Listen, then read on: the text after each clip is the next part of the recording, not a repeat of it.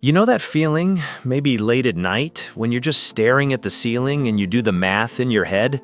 You add up your 401k, your savings, and you just wonder, is this really going to be enough? I was there just a few months ago, man. I felt like I was doing all the right things, but the finish line for a comfortable life just kept getting farther away. It's a frustrating, kind of lonely feeling. But then I started digging, and I realized something huge.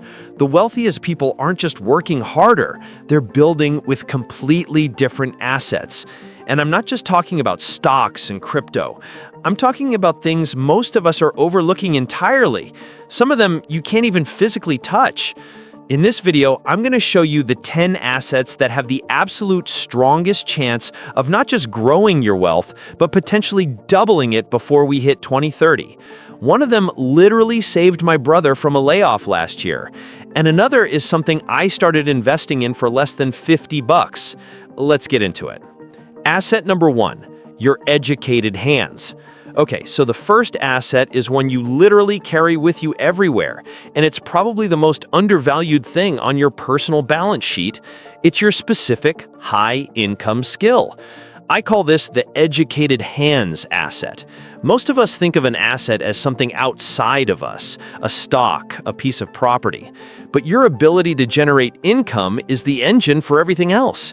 If that engine is a basic, commoditized skill, you're easily replaceable. But if you turn it into a high-performance, specialized engine, your value skyrockets. Let me give you a real-life example. My friend, let's call her Sarah. She was a general-purpose marketing manager, good at her job, but she was a jack of all trades, some social media, some emails, a little bit of SEO. When her company did layoffs, she was terrified because she was competing with everyone. Then she took 3 months and went deep, obsessively deep on one thing: email marketing automation for e-commerce brands. She learned the specific software, the psychology of subject lines, how to segment audiences. She became a true specialist. Suddenly, she wasn't a marketing manager anymore. She was the email automation expert. She doubled her freelance rate almost overnight because she was solving a very specific, high-value problem for businesses: recovering lost cart revenue. That specific skill became an asset that pays her dividends every single month, whether she's employed by a company or working for herself. The action here isn't get better at your job, it's to ask yourself, what is the one valuable, specific thing I can become the go-to person for in my industry? It could be data visualization for accountants, compliance for tech startups, or accessibility design for developers. Find that niche, invest in courses or certifications, and build that intangible asset. It has the highest ROI of almost anything you'll ever do. Asset number 2, a sliver of a future giant. Now, for asset number 2, we're going to talk about something more traditional but with a specific twist. Not just stocks, but what I call disruptor stocks. I used to think investing was just about buying the S&P 500 and forgetting it, and that's still a great core strategy. But to double your wealth, you need a part of your portfolio that has asymmetric upside, meaning the potential for growth is massively larger than the amount you risk. That comes from owning a small piece of a company that could become a future giant. Think of it like this. Buying a blue chip stock is like buying a fully grown oak tree. It's solid, provides shade, but it's not going to get 10 times bigger. Buying a disruptor stock is like planting a sapling from a genetically modified acorn that you believe can grow into a sequoia. You're not betting on what a company is now, you're betting on what it could become. The key is to look for companies solving massive future problems. Don't just think tech, think themes, decarbonization, artificial intelligence in healthcare, the logistics of a global e-commerce supply chain. For instance, instead of just buying an electric car company, look at the companies making the critical semiconductors for all those cars. Instead of buying a pharmaceutical giant, look at the small biotech firms using AI to discover new drugs at a fraction of the time and cost. You're not day trading these. You're doing your research, understanding the why behind their potential disruption, and then buying a small piece to hold for the long term. you allocate a small, speculative portion of your portfolio, money you're okay with being volatile, to these potential future giants. If even one of them succeeds, it can significantly elevate your entire net worth. It's about having a few tickets to the most innovative shows on Earth. Asset number 3, the debt flip. All right, asset number 3 is one that sounds almost boring, but stick with me because I figured out how to turn it into a wealth rocket. It's your mortgage. But we're not just talking about paying it down. We're talking about a strategy I call the debt flip, where you transform your liability into a genuine cash-flowing asset. Most people see their primary home as just a place to live. It's a cost, a burden. But with a very specific shift, it can become the foundation of your portfolio. Here's the personal example that changed everything for me. A couple of years ago, I had a 30-year fixed mortgage at a super low rate, like a lot of people did. I was making my regular payment every month, building equity slowly. But then I realized I was thinking about it all wrong. I was sitting on hundreds of thousands of dollars of trapped equity that was just sitting there. The debt flip is about strategically unlocking that equity to buy an income-producing asset. Now, hear me out, because this is the crucial part. You don't just take out a giant HELOC and go to Vegas. You do it with surgical precision. The method is this. You open a home equity line of credit while you still have your low-rate mortgage. You don't draw on it yet. It's just a tool sitting in your toolbox. Then you wait for a market correction, a time when stocks or investment properties are cheaper. When that moment comes, you use a portion of your HELOC to invest in a cash-flowing asset.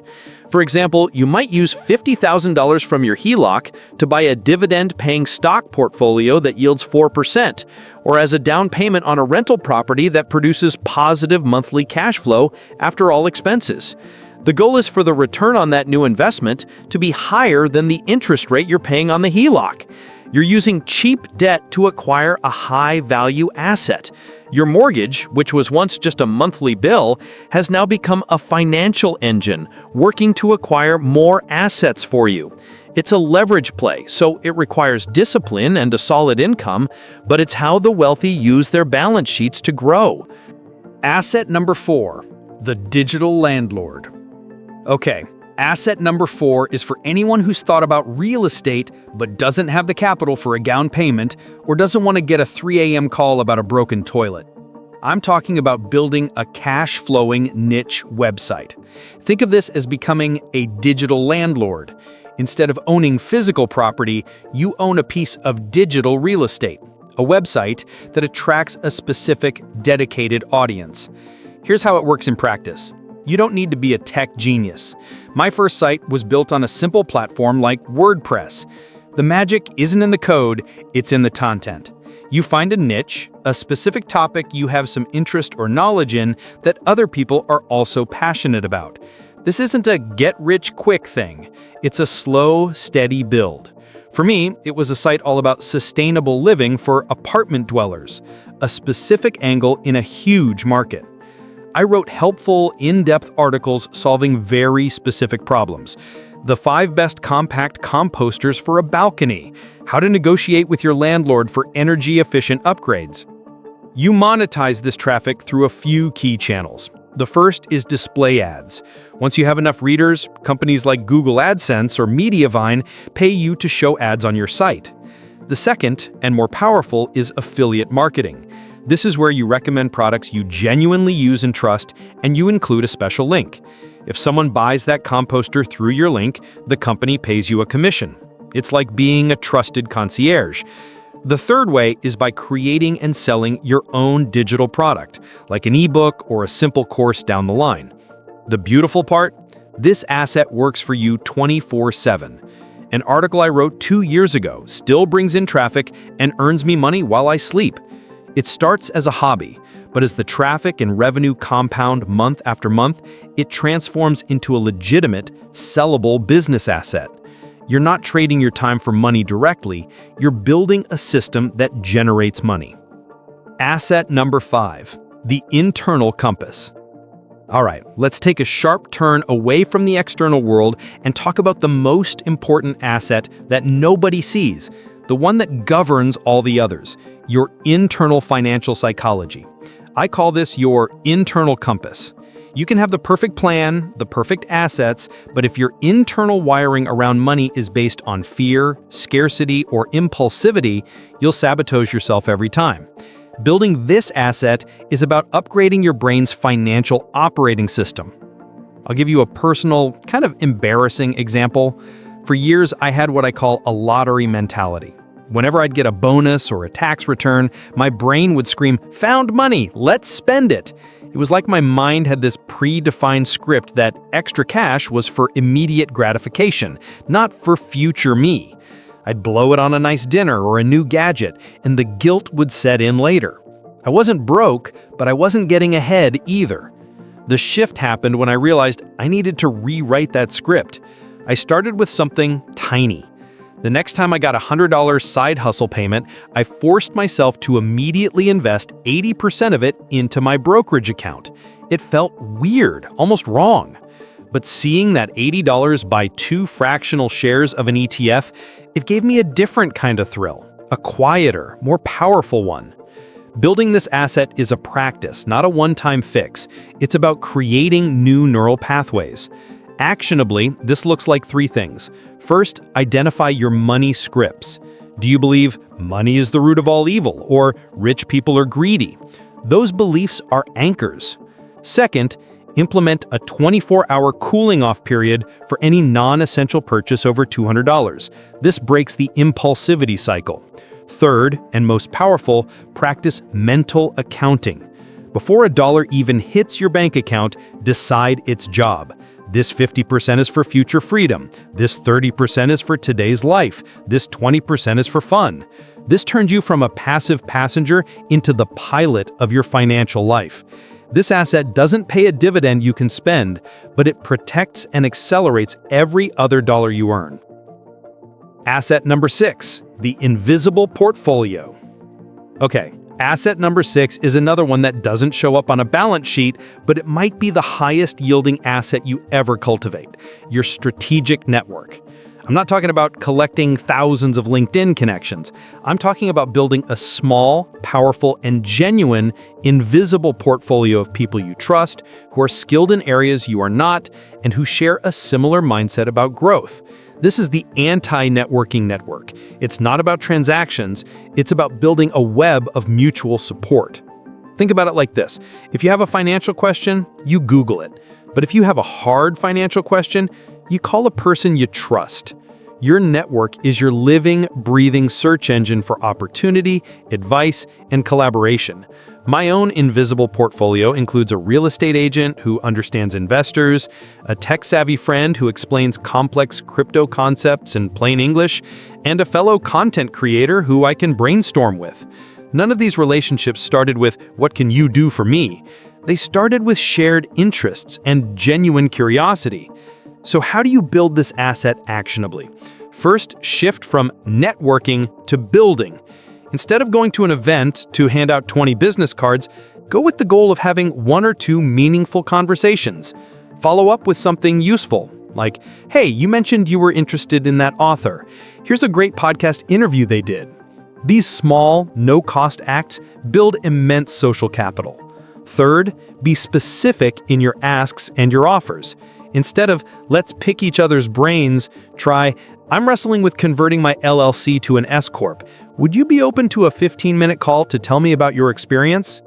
This asset compounds silently in the background for years, until one day, a single conversation or introduction from your invisible portfolio opens a door that you never even knew existed.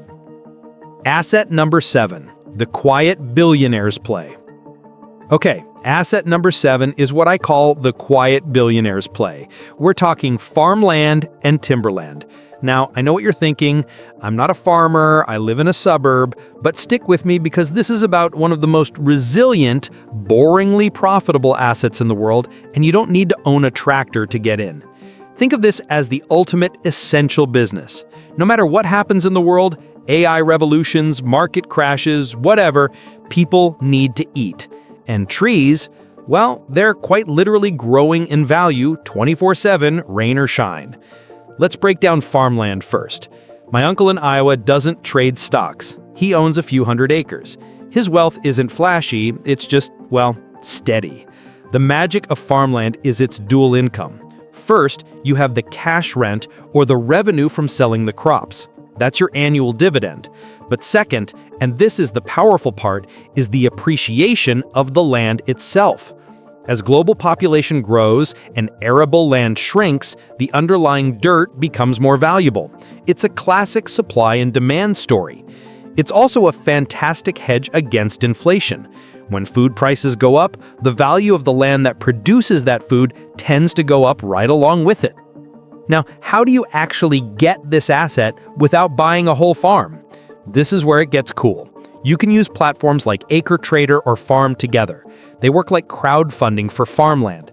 You can invest a few $1,000s into a fraction of a professionally managed farm.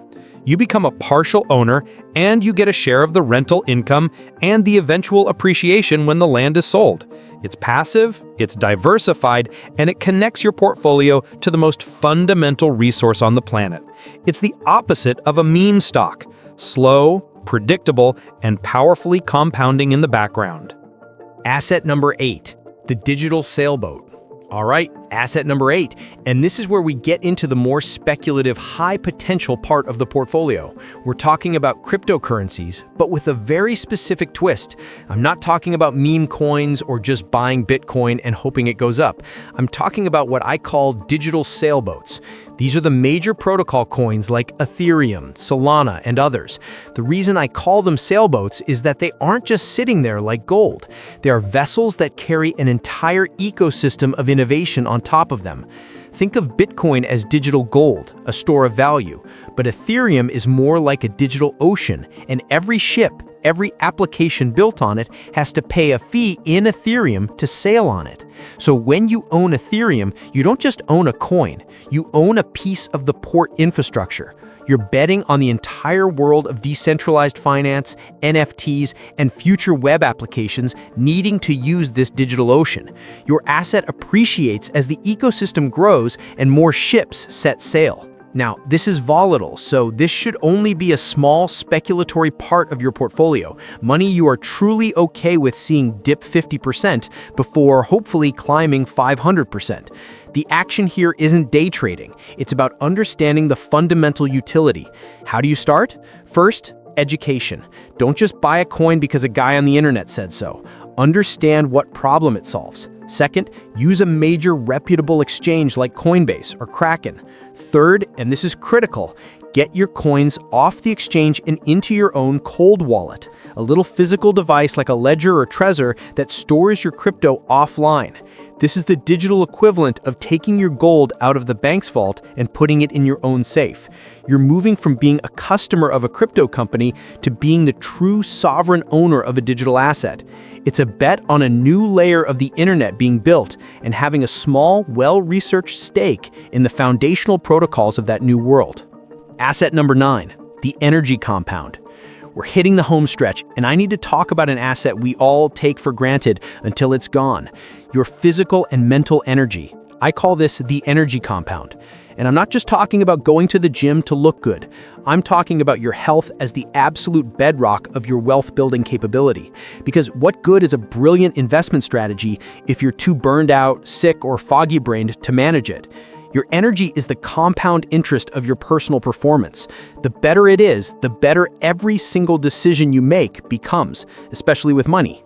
Let me get real for a second. A few years ago, I was grinding, pulling late nights, living on coffee and delivery pizza, skipping workouts because I was too busy, and my portfolio showed it. I was making impulsive, emotional trades. I'd procrastinate on doing my taxes. I was too mentally drained to read about new opportunities. I was depleting the very asset I needed to grow the others. The turnaround started not with a financial advisor, but with a simple walking habit. 30 minutes a day, no phone, just me and the pavement. It sounds too simple, but that space cleared my head more than any meditation app ever did. I started sleeping better, my focus sharpened, and suddenly I had the mental bandwidth to sit down and properly analyze a stock for an hour instead of just throwing money at a hype train. So, the actionable plan here is to stop thinking of health as a chore and start treating it like a high-yield savings account for your brain. You don't need to become a triathlete. You need consistency. First, protect your sleep like it's $1 million contract. It's the most powerful cognitive enhancer we have. Second, find a movement you don't hate, whether it's walking, weightlifting, or yoga, and schedule it like a crucial business meeting. Third, be ruthless about your nutrition. Food is fuel, not just comfort. When you compound these small daily investments, the return is a clear, energetic, and resilient mind, capable of making the bold, calm decisions that lead to doubling your wealth. All right, the 10th and final asset. This one is the ultimate paradox. It's your cash. But not cash under the mattress and not cash sitting in a big bank account earning 0.01%. I'm talking about what I call barbell cash, a concept I borrowed from Nassim Taleb. The barbell has two ends. On one end, you have a solid, secure, and accessible cash reserve. On the other end, you have your high-risk, high-growth investments, like disruptor stocks or crypto. The middle, the moderate-risk part, is the empty bar. This cash asset does two jobs. It's your personal insurance policy against chaos, and it's your dry powder to pounce on opportunities. Here's the real-life scenario that made this click for me. During the March 2020 market crash, I watched stock prices plummet. It was terrifying, but also the buying opportunity of a decade. The problem? All my money was already invested. I was fully deployed. I had to sit on the sidelines and watch the sale of the century happen without me because I didn't have any dry powder. I had no cash on the barbell. I promised myself I'd never let that happen again. A strategic cash reserve isn't dead money. It's a sleeping giant. It gives you the psychological security to not panic sell your other assets when times get tough because you know you have a buffer. And it gives you the agility to act when everyone else is frozen in fear. So how do you build this? First, calculate your safety net end of the barbell. This is 3 to 6 months of essential living expenses in a high-yield savings account. This is untouchable for investing. It's for true emergencies. Second, build your dry powder end. This is a separate chunk of cash, maybe another 5 to 10% of your total net worth, that you park in something ultra-safe but slightly more yielding than a savings account, like a treasury bill ETF or a money market fund. This turns cash from a passive, losing asset, thanks to inflation, to an active, strategic tool that provides both peace of mind and explosive potential. If this resonated with you, if even one of these assets felt like a light bulb moment, then do me a favor, hit that like button. It really helps get this conversation in front of more people who need to hear it. And listen, this stuff is a journey, not a one-time fix. If you want to make sure you don't miss the next video where we'll break down the psychology of actually sticking to a plan like this, then tap that subscribe button and ring the bell. It honestly makes my day. But more importantly, I want to hear from you. This isn't just me talking at you. Which of these 10 assets are you most excited to start building? Or is there one I missed that you're already using? Let's help each other out. Drop your thoughts, your questions, your own strategies down in the comments. I read every single one, and that's often where the best ideas come from. Let's keep the conversation going. Thanks for watching, and I'll see you in the next one.